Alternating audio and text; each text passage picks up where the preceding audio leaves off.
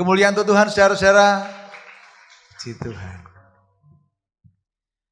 Sore hari ini hadir di tengah-tengah kita Bapak Pendeta Paulus Hadi Susetyo, STH. Dari Bandung, saudara, beliau sudah berkhotbah berkali-kali di tempat ini. Beliau adalah adik saya yang menikah dengan Mbak Win ya. Kakaknya Teguh ya, adiknya Manto ya. Jadi Mbak Win nomor 3, beliau adalah seorang hamba Tuhan di Bandung yang tadi pagi sudah menyampaikan kebenaran firman Tuhan yang sangat indah. Hari ini kita akan sambut firman Tuhan. Kami persilahkan Paulus kalau saya manggil. Ya, Tuhan berkati. Puji Tuhan, Shalom.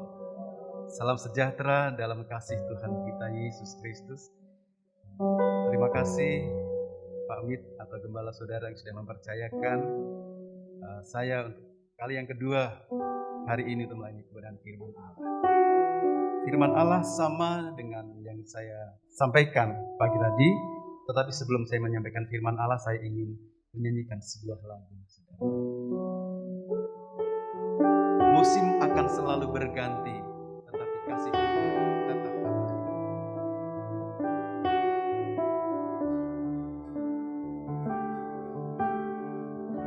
Musim akan selalu berganti,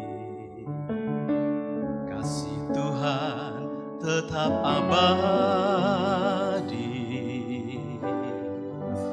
tak akan berubah sampai selamanya.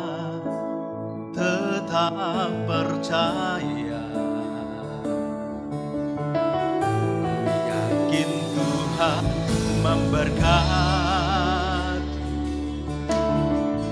ku yakin Tuhan melindungi.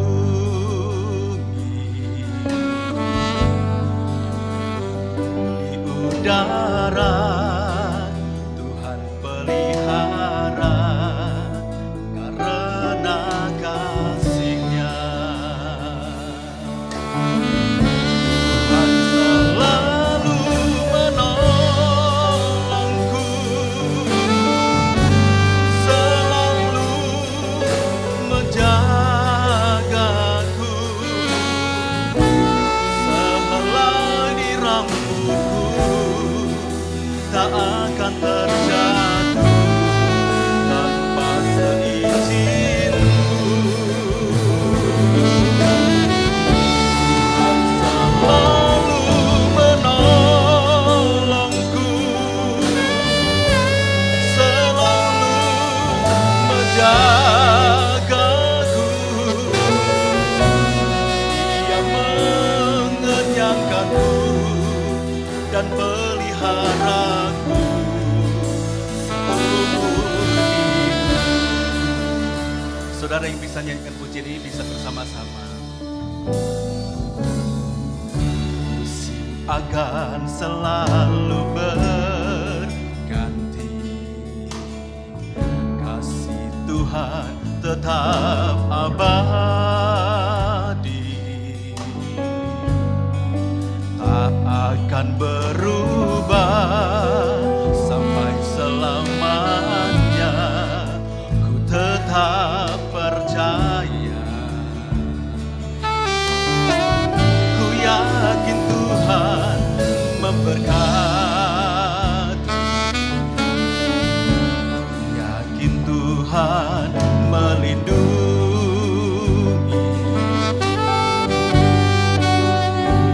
Di udara Tuhan pelihara, karena kasih-Nya. Tuhan selalu menolongku, selalu menjagaku,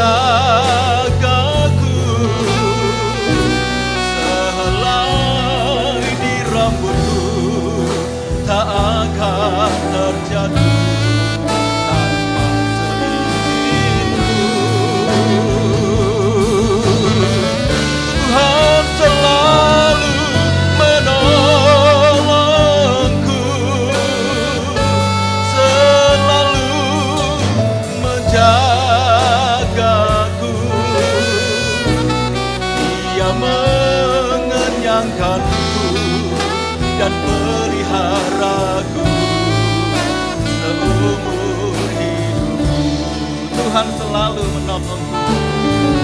Tuhan selalu menolongku, selalu menjagaku. Sehelai di rambutku tak akan terjatuh tanpa seizinku. Tuhan selalu menolongku dan selalu menjagaku. Dia mengenyangkanku dan peliharaku seumur hidupku. Dia mengenyangkanku dan peliharaku seumur hidupku.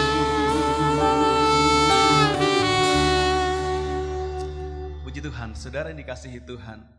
Saya senang dengan pujian ini. Ada satu kalimat yang menyentuh hati saya. Tuhan selalu menolongku. Ada kata selalu menolongku.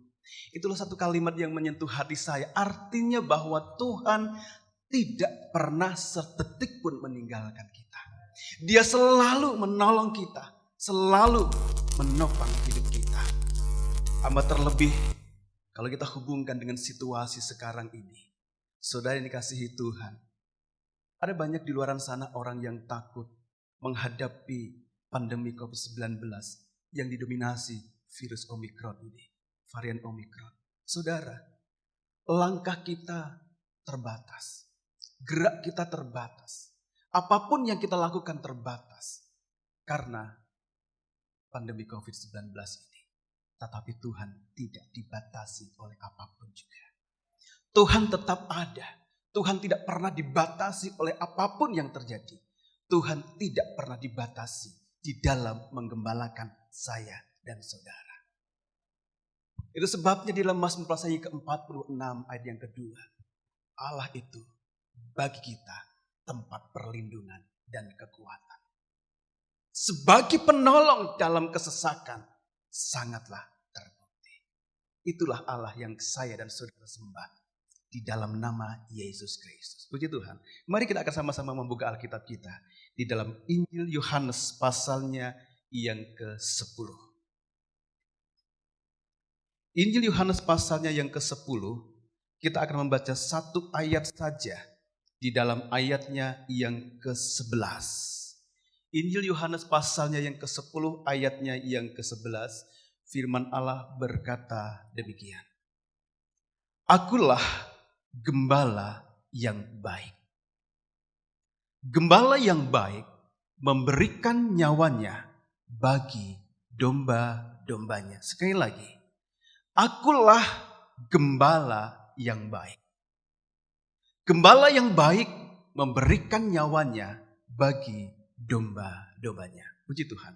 Saudara, seringkali saya juga, di dalam hal kita berdoa, seringkali kita berkata begini, Tuhanku yang baik, Allahku yang baik, Bapa yang baik. Dan bahkan kalimat ini banyak dilagukan. Ada banyak lagu-lagu yang mengatakan, Bapa yang baik, Engkau Tuhan yang baik. Salah satunya begini. Kau Bapa yang baik, selalu menjagaku setiap waktu dan seterusnya.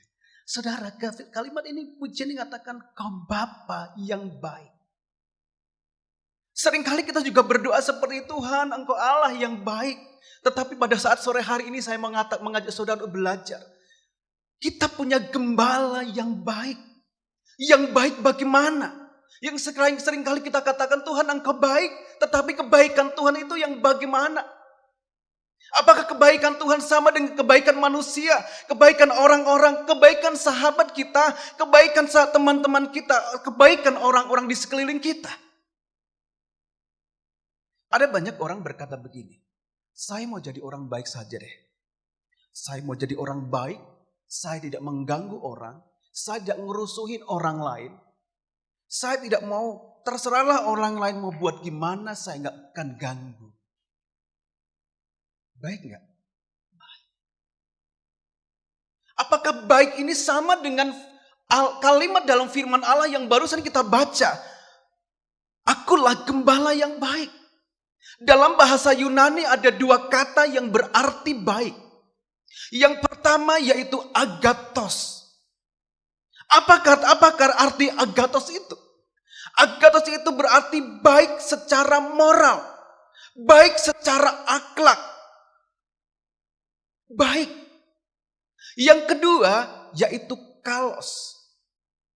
Kalos itu baik secara sifat dan karakter yang selalu membawa keindahan. Sekali lagi, kalos itu berarti baik secara sifat atau karakter yang selalu membawa keindahan.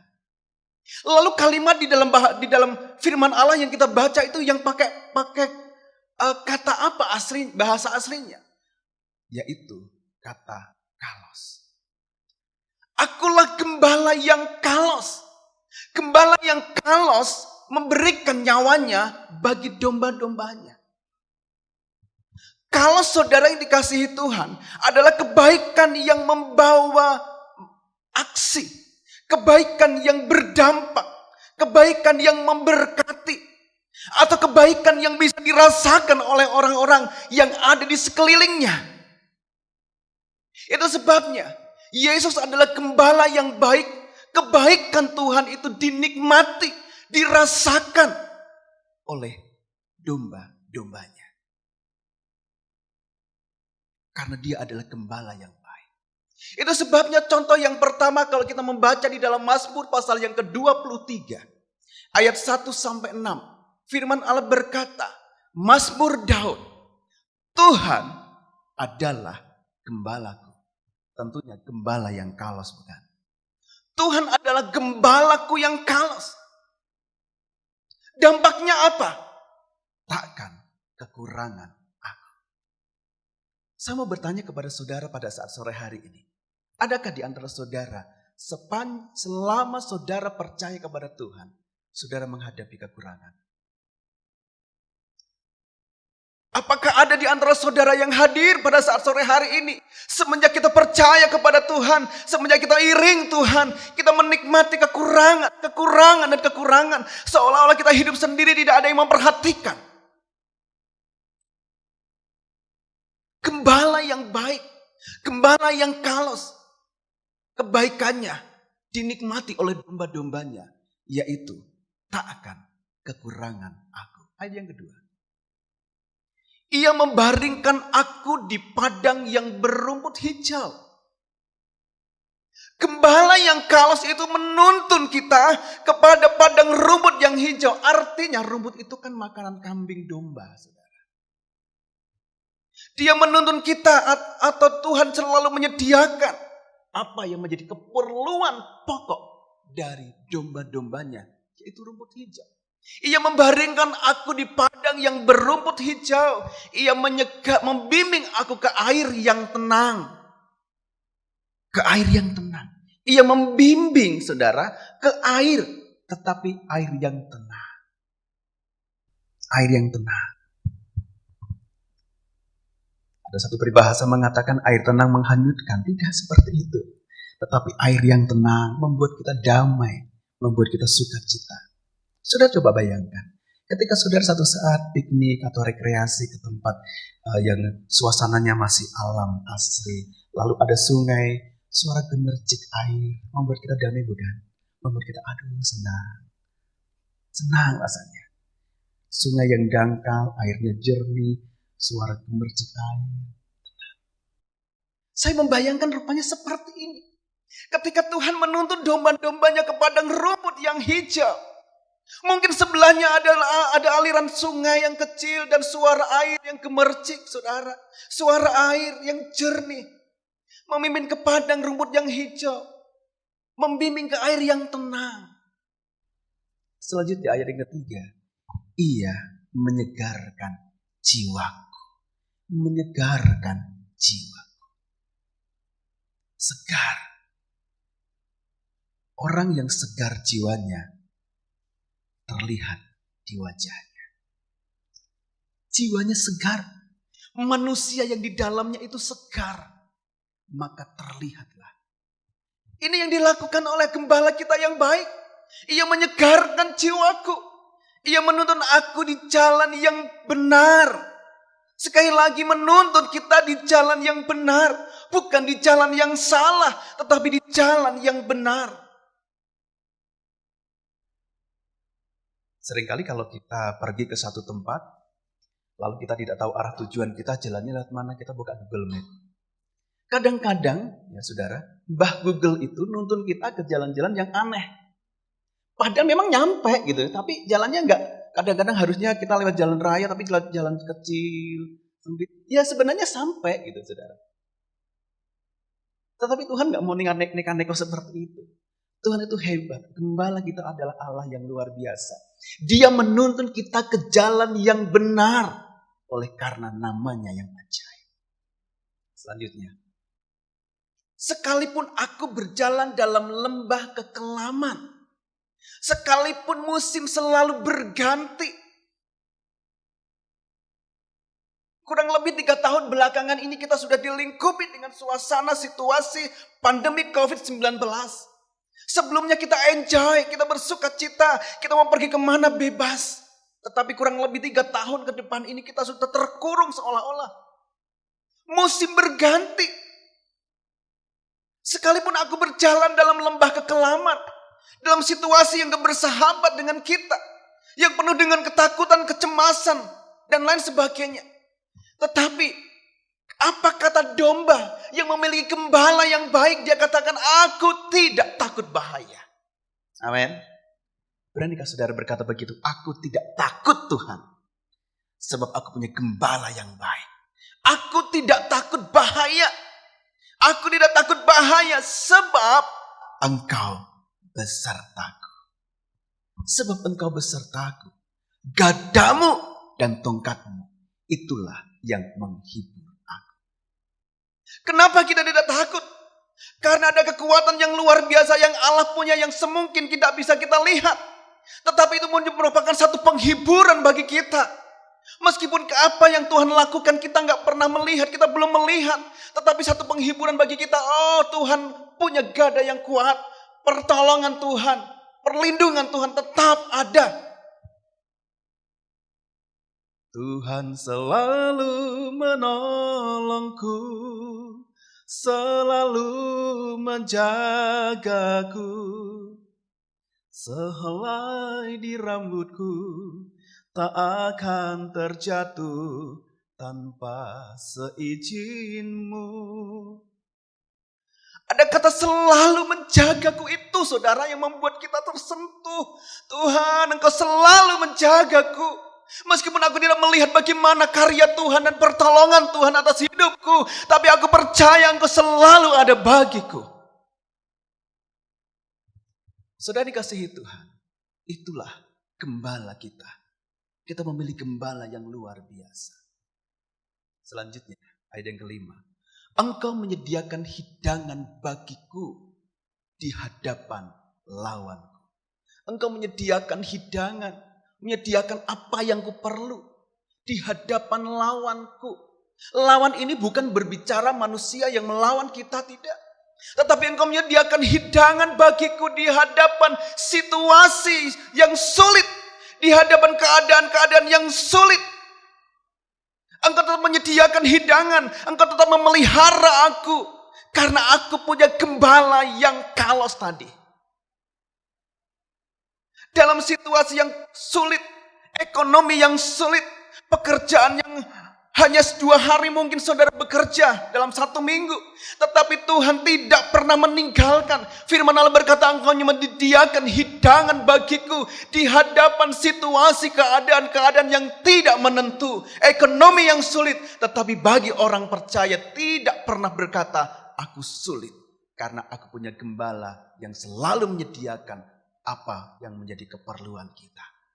Engkau mengurapi kepalaku dengan minyak, pialaku penuh melimpah. Engkau mengurapi kepalaku dengan minyak.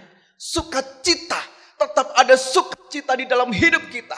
Apapun situasi keadaan yang terjadi, tetap ada sukacita di dalam Tuhan. Pialaku penuh dengan melimpah. Kebajikan dan kemurahan belaka mengikuti aku. Kebajikan dan kemurahan belaka mengikuti aku. Saudara, kalau kita melihat kata kebajikan dan kemurahan itu kan konotasinya segala sesuatu yang hebat. Segala sesuatu yang luar biasa. Tidak ada faktor yang menyakitkan. Kebajikan dan kemurahan belaka mengikuti aku seumur hidupku. Inilah pengakuan domba yang memiliki gembala yang baik. Dalam segala keadaan dia tidak pernah memperhitungkan saat dia susah, saat dia menghadapi pergumulan. Itu pun tidak sebanding apa yang kalau kita bandingkan dengan kuasa, pertolongan, pemeliharaan Tuhan. Kita semua pernah mengalami satu situasi yang menyedihkan. Kita semua pernah mengalami satu situasi yang menyakitkan. Bahkan situasi seperti itu mungkin membuat kita hanya bisa duduk dan meneteskan air mata. Tetapi ketika Tuhan menolong saudara, jauh lebih besar dari apa yang sedang kita alami. Itu sebabnya domba itu berkata, kebajikan dan kemurahan belaka mengikuti aku seumur hidupku. Dan aku akan diam dalam rumah Tuhan sepanjang masa. Puji Tuhan. Ini bagian yang pertama, inilah Allah kita. Tuhan kita yang hebat itu. Tuhan kita yang penuh dengan kuasa, gembala yang baik, gembala yang kalos itu. Selalu menuntun kita. Inilah isi hati Tuhan. Tuhan tidak mau kita menderita. Tuhan tidak mau kita mengalami satu situasi yang membuat kita jauh dari Tuhan. Tuhan rangkul kita, Tuhan peluk kita. Setiap saat.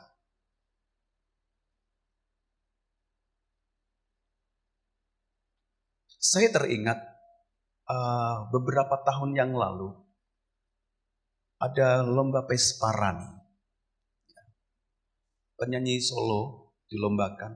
Sebelum dia menyanyi saudara, entah bagaimana dia terjatuh dan akhirnya tangannya retak. Tetapi ketika dia tetap tampil menyanyi. Lagu yang dia pilih pas dengan apa yang sedang dia alami. Dia menyanyi begini. Tiap jam, tiap waktu ku perlu Kau Tuhan, tanpamu hidupku tak berarti. Tiap jam, tiap waktu ku perlu Engkau Tuhan. Dia menikmati, meskipun dia menghadapi sakit penyakit harus digigit tangannya. Tetapi dia sadar tiap jam, tiap waktu, aku perlu Engkau. Ini pengakuan domba. Domba yang digembalakan oleh gembala yang baik. Dia katakan tiap jam, tiap waktu, aku perlu Engkau. Aku perlu Engkau. Kenapa? Karena kita sudah menikmati bagaimana kebaikan gembala kita. Kita sudah menikmati bagaimana pertolongan Tuhan dalam hidup kita. Tiap jam, tiap waktu, tiap detik Tuhan selalu ada, selalu hadir di dalam hidup kita.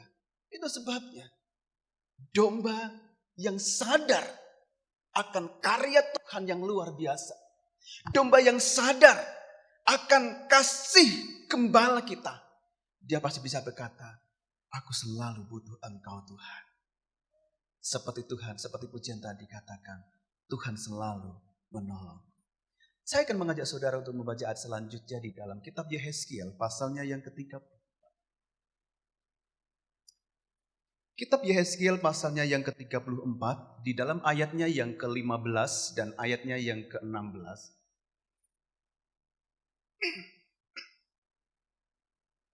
Yehezkiel 34 ayatnya yang ke-15 dan 16, firman Allah berkata demikian. Aku sendiri akan menggembalakan domba-dombaku, dan aku akan membiarkan mereka berbaring. Demikianlah firman Tuhan. Yang hilang akan kucari, yang tersesat akan kubawa pulang, yang luka akan kubalut, yang sakit akan kukuatkan, serta yang gemuk dan yang kuat akan kulindungi. Aku akan menggembalakan mereka sebagaimana seharusnya. Saudara, ayat yang ke-15. Ayat yang ke-15 firman Allah berkata, aku sendiri yang akan menggembalakan domba-dombaku. Aku sendiri yang akan menggembalakan domba-dombaku. Kenapa Tuhan berkata, firman Allah berkata, aku sendiri akan menggembalakan domba-dombaku. Karena pada waktu Yehezkiel ada, saudara, ada banyak bangsa Israel, ada banyak gembala-gembala yang tidak baik. Ada banyak gembala-gembala yang tidak baik pada waktu itu. Itu sebabnya firman Allah datang kepada Nabi Yehezkiel berkata, aku sendiri gembala yang baik yang akan menggembalakan domba-dombaku. Aku akan membiarkan mereka berbaring di mana? Mazmur 23 tadi. Berbaring di padang rumput yang hijau. Artinya bahwa Tuhan selalu ada bagi saya dan saudara. Tuhan selalu ada bagi kita semua. Tuhan selalu menyediakan apa yang menjadi keperluan dan kebutuhan kita. Sebab dia berkata, aku sendiri bukan gembala yang tidak baik. Tetapi aku sendiri yang akan menggembalakan mereka. Menggembalakan saya dan saudara. Yesus akan menggembalakan kita. Yesus akan menolong kita. Ayat yang ke-16 firman Allah berkata, yang hilang akan kucari. Yang hilang akan kucari. Gembala yang baik itu selalu mencari. Mencari yang tidak ada. Hilang itu berarti tidak nampak. Hilang itu berarti tidak bisa ditemui lagi. Hilang itu berarti tidak ada di kawanan domba-domba. Saudara yang dikasihi Tuhan, entah berapa kali kita sebagai domba yang terhilang, entah berapa kali dalam tahun kemarin kita menjadi domba yang hilang. Kenapa? Berapa kali kita tidak hadir di dalam persekutuan, berapa kali kita tidak hadir di dalam ibadah raya kita. Bukankah itu berarti kita terhilang? Bukankah itu berarti kita tidak ada lagi, tidak nampak lagi? Coba saudara perhatikan, siapa minggu ini yang tidak hadir dalam ibadah raya kita? Coba perhatikan siapa yang tidak nampak di dalam persekutuan doa, komunitas sel dan lain sebagainya. Itu berarti dia menjadi domba yang sedang terhilang. Bapa Allah kita, dia tidak pernah menginginkan satu dari antara kita itu menjadi domba yang terhilang. Itu sebabnya Tuhan berfirman Allah berkata, yang hilang akan kucari. Ini menunjukkan betapa kasihnya Allah. Ini menunjukkan betapa hati Allah itu penuh dengan kasih. Sebab Allah tidak mau dombanya hilang. Satu dari kawanan domba itu terhilang dari kumpulan domba-domba yang ada. Tuhan berkata, akan kucari. Mencari sampai ketemu. Itulah gembala kita. Itulah Tuhan kita. Kenapa Tuhan cari? Kan masih banyak. Cuma satu kok dicari. Masih banyak. Saudara, Tuhan tidak berpikir seperti itu. Berharga di mata Tuhan satu jiwa. Tadi ada baptisan. Ya, sayang saya tidak ikut baptisan tadi pagi. Saudara, satu jiwa yang menyerahkan hidupnya dibaptis. Ribuan malaikat di sorga bersorak-sorak. Itu artinya satu jiwa berharga di mata Tuhan. Satu jiwa berharga di mata Tuhan. Itu sebabnya Tuhan berkata, yang hilang akan kucari. Itu artinya bahwa Tuhan begitu mengasihi saya dan saudara. Dia tidak mau kita menjadi domba yang terhilang. Domba yang tidak ada dalam kawanan. Domba yang terbiasa meninggalkan ibadah raya. Domba yang terbiasa meninggalkan persekutuan. Sehingga tidak ada di dalam persekutuan itu lagi. Dan itu tidak sama sekali diinginkan oleh gembala kita. Yaitu Yesus. Dia mencari yang terhilang. Jangan mau menjadi domba yang terhilang, saudara. Kalau saudara sudah mulai ada rasa malas ibadah, berdoa patahkan itu. Jangan sampai saudara tertarik dan akhirnya menjadi domba yang terhilang. Saudara dikasihi Tuhan. Tuhan tidak mau kita menjadi domba yang terhilang. Di dalam Lukas pasal yang ke-15 itu ada satu cerita tentang anak yang terhilang. Dia pergi meninggalkan bapaknya dan saudaranya. Dia pergi ke satu tempat yang menurut dia membuat kesenangan dalam hidupnya. Tetapi apa yang terjadi? Saya percaya saudara semua mengenal dan mengerti cerita ini. Beberapa waktu setelah dia meninggalkan bapaknya, dia menghadapi satu situasi yang tidak pernah terbayangkan sebelumnya. Tetapi keadaan merubah hidupnya dan dia ingat di rumah bapaknya. Dan dia dalam hati berkata, aku akan pulang ke rumah bapakku. Aku telah berdosa terhadap Bapa. Domba yang terhilang. Sebenarnya dia sudah melanggar firman Allah. Dia berdosa di hadapan Tuhan. Dia meninggalkan bapaknya. Saya mengajak kita semua. Jangan mau menjadi domba yang terhilang. Tetapi semakin setialah. Semakin cinta Tuhan. Semakin bertekun di dalam persekutuan dengan Tuhan. Puji Tuhan. Yang selanjutnya.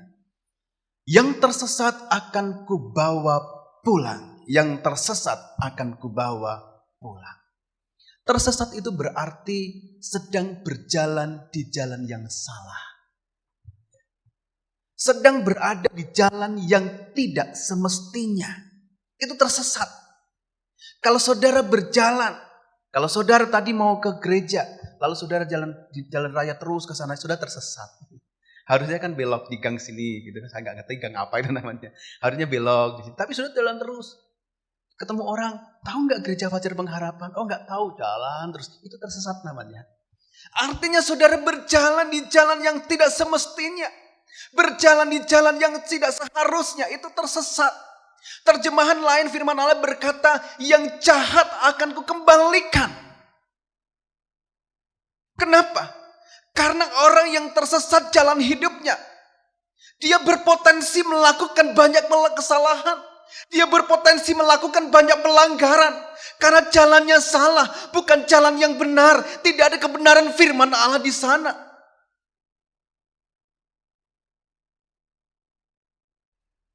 Firman-Mu pelita bagi kakiku, terang bagi jalanku.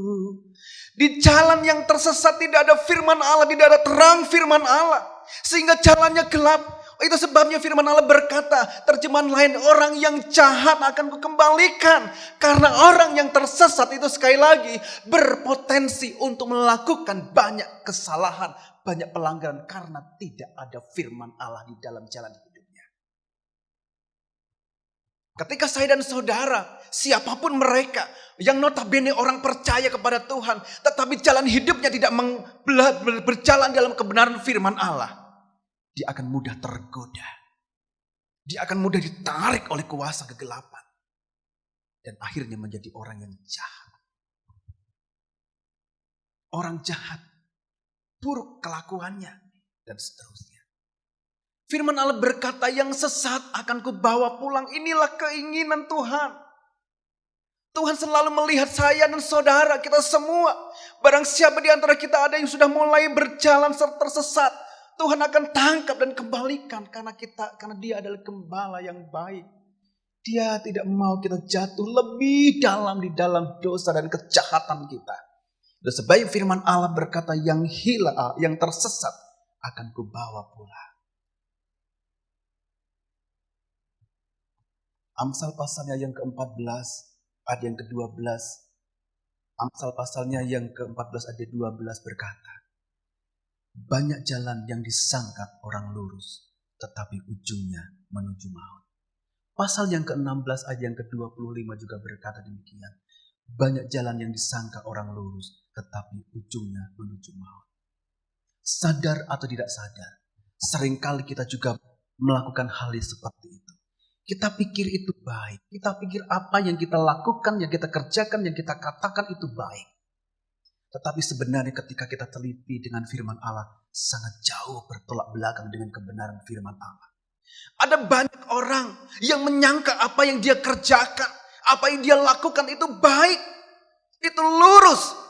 Tetapi sebenarnya tidak sesuai dengan kebenaran firman Allah.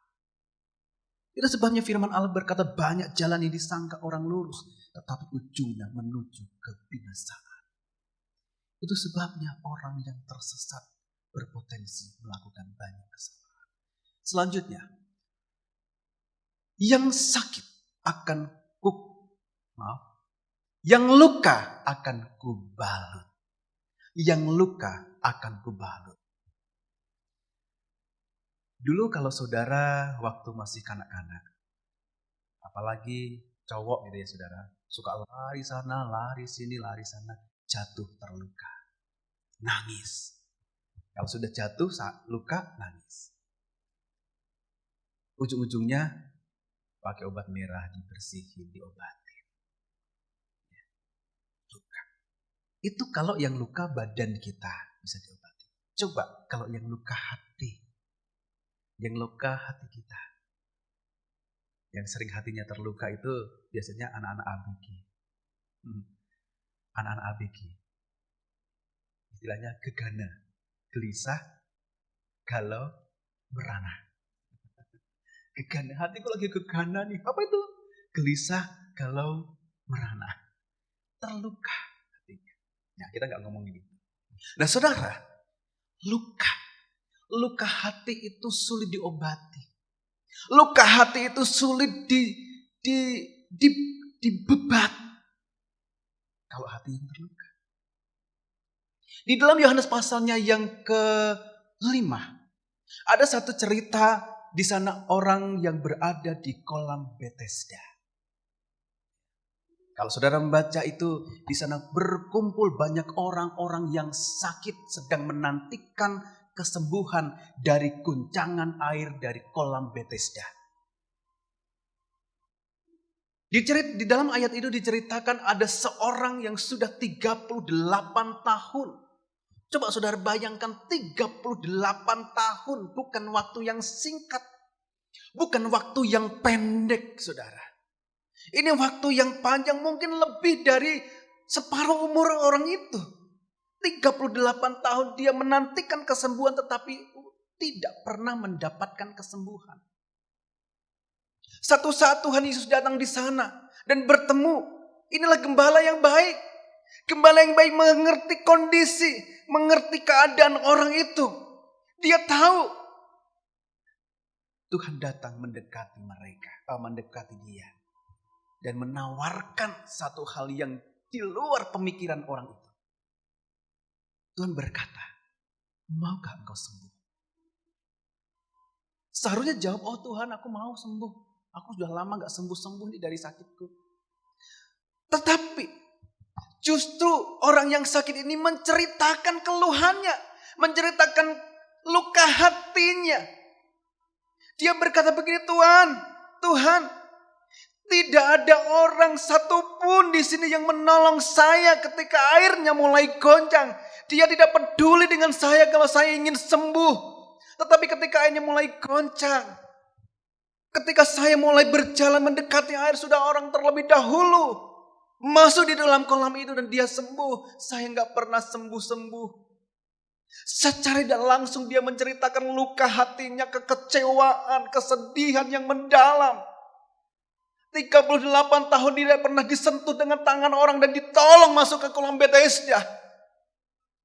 38 tahun saudara. Luka. Hatinya luka.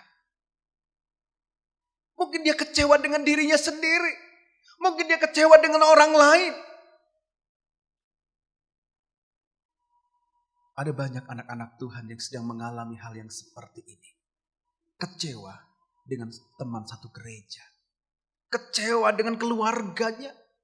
Bahkan mungkin pernah juga kecewa dengan Tuhan. Ini luka, saudara. Luka itu berarti patah, retak, harus diobati. Firman Allah berkata, yang luka akan kubalut. Yang luka akan kubalut.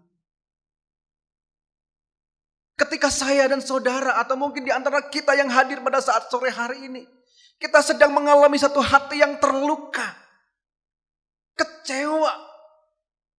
Tuhan gak mau kita luka. Jangan simpan luka hati saudara. Amin.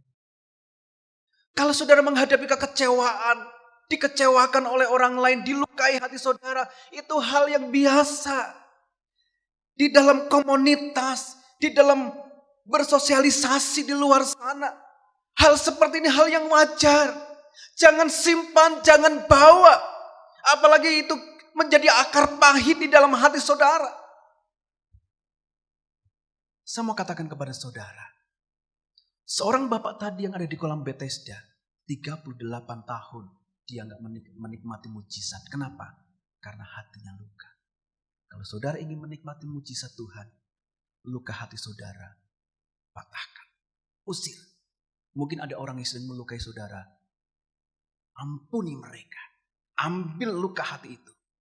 Jangan mau bercokol dalam hati saudara. Karena ini menghalangi mujizat pertolongan Tuhan di dalam hidup saya dan saudara. Jangan simpan luka hati. Jangan simpan kepahitan. Jangan simpan kekecewaan yang dibuat orang lain di sekitar kita. Karena itu membuat atau menjadi penghalang untuk saya dan saudara menikmati jamahan Tuhan. Menikmati sentuhan Tuhan. Ketika sudah saya menghadapi ini, katakan, Bapa, sentuh hatiku, ubah hidupku menjadi yang baru, bagai emas yang murni. Kau membentuk bejana hatiku. Kalau saudara, hati saudara hari ini luka, katakan, sentuh hatiku Tuhan. Balut hatiku. Aku mau menikmati mujizat-Mu. Aku mau menikmati kuasa-Mu, karya-Mu. Jangan sampai luka-luka hati ini menghalangi mujizat Tuhan. Puji Tuhan. Selanjutnya saudara dikasihi Tuhan, yang sakit akan kukuatkan. Yang sakit. Sakit itu berarti mengalami kelemahan jasmani. Yang sakit akan kukuatkan. Inilah gembala. Gembala yang baik memperhatikan saya dan saudara. Bagi saudara yang hari ini mungkin mengalami satu kelemahan secara tubuh kita. Mungkin kita menghadapi satu keadaan tubuh kita yang kurang fit, kurang sehat. Gembala yang baik tahu persis apa yang sedang saya dan saudara butuhkan. Itu sebabnya firman Allah berkata, yang sakit akan kukuatkan. Jangan takut. Yesus tangannya yang ajaib menjamah saudara yang sakit disembuhkan. Yang sakit disembuhkan. Yang mengalami kelemahan dikuatkan. Inilah pekerjaan gembala kita. Gembala yang baik bagi saya dan saudara. Kalimat selanjutnya firman Allah berkata, serta yang gemuk dan yang kuat akan kulindungi. Aku akan menggembalakan mereka sebagaimana seharusnya. Saudara, dua kalimat ini, kalau saudara nanti saudara buka dalam Alkitab terjemahan bahasa Inggris, itu seolah-olah sedikit berbeda. Seolah-olah berbeda, tetapi sebenarnya tidak berbeda. Karena tidak ada yang salah dengan firman Allah. Hanya terjemahannya yang sedikit berbeda. Memang kontradiksi ya saudara. Yang serta yang gemuk dan yang kuat akan kulindungi. Kalau di dalam bahasa Inggris dikatakan begini. But I will destroy the fat and the strong. Ada kata destroy, itu berarti membinasakan, menghancurkan. Noh, dalam terjemahan bahasa Indonesia firman Allah berkata yang gemuk dan yang kuat kulindungi. Tetapi terjemahan asli dan terjemahan bahasa Inggris katakan yang kuat dan yang gemuk dan yang kuat akan kubinasakan, akan kuhancurkan. Kok ya ini seolah-olah kayak kontradiksi berbeda. Tetapi sekali lagi saya mau katakan kepada saudara, tidak ada yang salah dengan firman Allah. Saya mengajak saudara untuk belajar. Firman Allah memang berkata yang kuat, yang gemuk dan yang kuat akan kulindungi. Ini berarti ayat ini mengarah kepada domba-domba akan dilindungi. Kalau dalam bahasa Inggris yang kuat dan atau yang gemuk dan yang kuat akan kuhancurkan. Itu mengarah kepada salah satu keadaan yang akan merusak domba. Itu sebabnya akan dihancurkan. Kuat dan gemuk atau gemuk dan kuat. Itu berarti roh-roh kesombongan. Roh-roh keangkuhan. Orang yang merasa kuat itu kan sombong. Orang yang merasa gemuk itu kan sombong. Orang yang merasa kuat dia gak butuh pertolongan Tuhan. Dia gak butuh lagi berdoa. Dia gak butuh lagi baca firman Allah yang menjadi otoritas tertinggi dalam hidup kita. Dia gak butuh lagi firman Allah sebab dia merasa aku kuat. Dia gak butuh gembala. Gak butuh gembala. Kalau ada apa-apa gak telepon gembala, kasih tahu gembala. Gak butuh didoakan gembala. Karena apa? Kan dia merasa kuat. Ini domba yang sombong. Tuhan gak mau. Tuhan gak ingin saya dan saudara terjerumus di dalam roh kesombongan. Roh keangkuhan. Merasa gemuk dan gak butuh dengar firman Allah. Gak butuh lagi membaca renungan firman Allah. Gak butuh baca, gak butuh dengar khotbah dan lain sebagainya. Sebab dia merasa gemuk. Sudah merasa gemuk. Sudah banyak hafal saya firman Allah. Lagi-lagi paling firman Allah ya itu lagi, itu lagi. Ini roh kesombongan. Itu sebabnya firman Allah katakan, Tuhan akan melindungi kita dari roh kesombongan itu. Roh kesombongan, keangkuhan akan dihancurkan, dibinasakan. Kenapa? Sebab Tuhan tidak mau saya dan saudara jatuh di dalam dosa ini. Roh kesombongan, roh keangkuhan itu dosa yang berontak kepada firman Allah. Tuhan tidak mau. Saudara dikasihi Tuhan. Jangan mendekati roh kesombongan. Bagi kita yang sudah mulai merasa kuat, merasa gemuk, bertobat hari ini. Minta ampun sama Tuhan hari ini.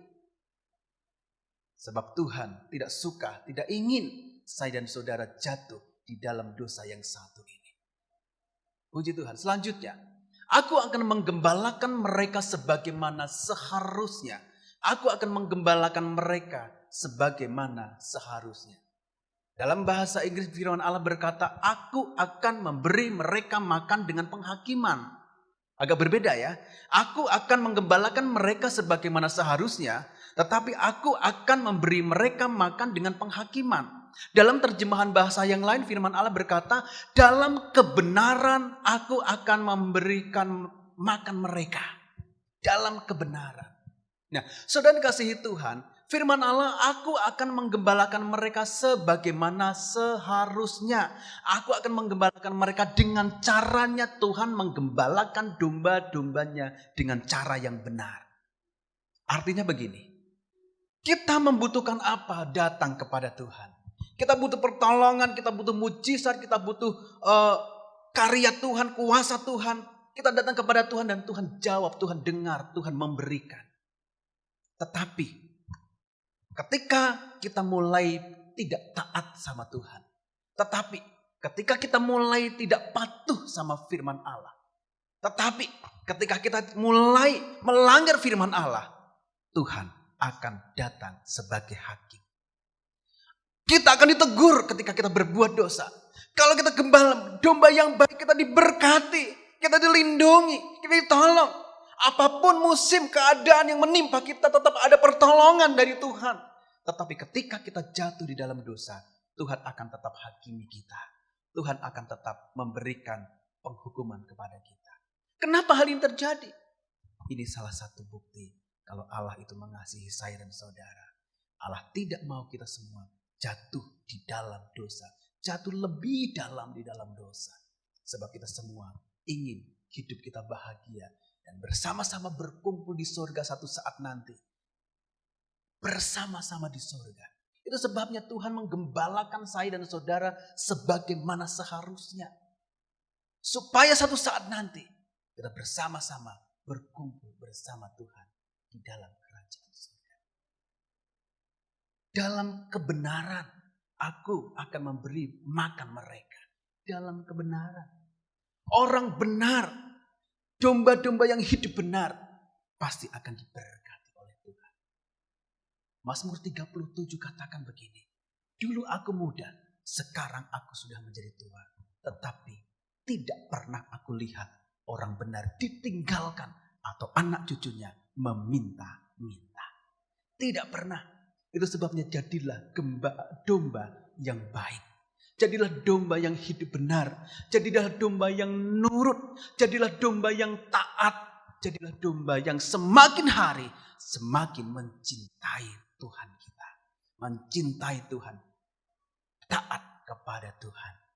Tugas kita hanya kita semakin cinta Tuhan. Semakin mengasihi Tuhan. Sebagaimana Tuhan mengasihi saya dan saudara semua. Ambil keputusan hari ini. Tuhan, aku mau mengasihi Engkau. Aku mau semakin mencintai Engkau Tuhan. Sebab Engkau sudah terlebih dahulu. Dan semakin banyak Engkau mengasihi aku. Aku pun akan mengasihi Engkau lebih dari keluargaku. Lebih dari pekerjaanku. Lebih dari segala-galanya. Aku akan mengasihi Engkau. Puji Tuhan. Firman Allah tidak saya panjangkan. Dan saya mengajak kita semua mengambil keputusan sore hari ini atau malam hari ini untuk kita semakin cinta Tuhan. Sebab Tuhan Allah yang baik, gembala yang baik, yang tidak pernah meninggalkan kita sedetik pun. Itu sebabnya semakin cintailah Tuhan kita. Puji Tuhan, saya akan mengajak kita menyanyi satu pujian tadi. Musim akan selalu berganti, tapi kasih Tuhan tetap abadi. Terima kasih buat firman-Mu Tuhan. Engkau mengingatkan kami, Engkau menegur kami. Kami sadar bahwa Engkau gembala kami yang baik. Engkau selalu menuntun kami. Dan satu hal yang kami yakini, Engkau tidak pernah meninggalkan kami Tuhan. Terima kasih Tuhan, terima kasih. Haleluya. Terima kasih Tuhan, puji bagimu Tuhan. Glory, haleluya. Musim akan selalu berganti. Kasih Tuhan tetap abadi. Tak akan berubah sampai selamanya. Ku tetap percaya.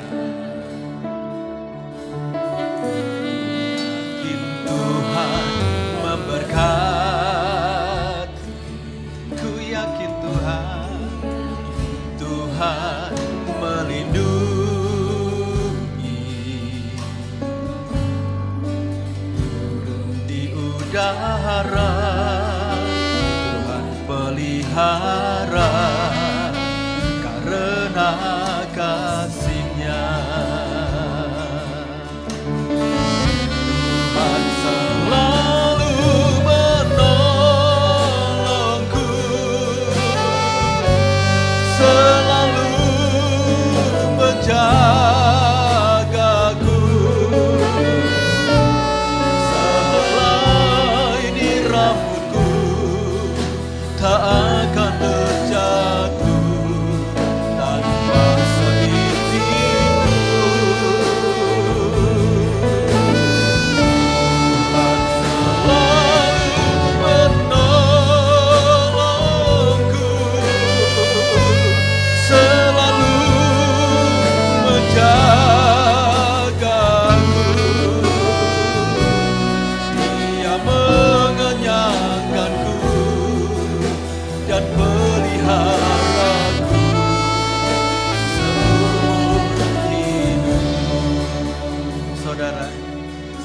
saudara bangkit berdiri semua.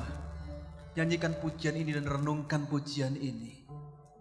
Tuhan selalu menolongku, Tuhan selalu menjagaku. Tuhan selalu mengenyangkanku. Setiap hari kita dikenyangkan oleh kebaikan-kebaikan Tuhan. Setiap hari kita dikenyangkan oleh mujizat karya Tuhan yang hebat terjadi atas hidup kita. Setiap hari kita dikenyangkan dengan kasih-Nya Tuhan, dengan kemurahan Tuhan yang tidak pernah berhenti. Itu sebabnya saya mengajak kita semua ambil keputusan hari ini untuk semakin dalam mencintai Tuhan kita. Cintailah Tuhanmu lebih dalam lagi. Sebab Dia selalu menolong kita, menyediakan, memberikan, menolong, melimpahkan kasih-Nya, mengenyangkan kita dengan kebaikan-kebaikannya. Nyanyikan pujian ini lagi dengan sungguh-sungguh dan renungkan pujian ini. Tuhan selalu menolong Tuhan. Musim akan selalu berganti. Musim akan selalu berganti. Amin. Kasih Tuhan tetap abadi, tak akan berubah sampai selamanya. Ku tetap percaya, ku yakin Tuhan memberkati. Ku yakin Tuhan, ku yakin Tuhan melindungi. Amin, haleluya. Di udara Tuhan pelihara karena kasih-Nya. Angkat tangan saudara, katakan Tuhan selalu menolongku, menolongku, selalu menjagaku. Kau selalu menjaga hidupku, sehelai di rambutku tak akan terjatuh.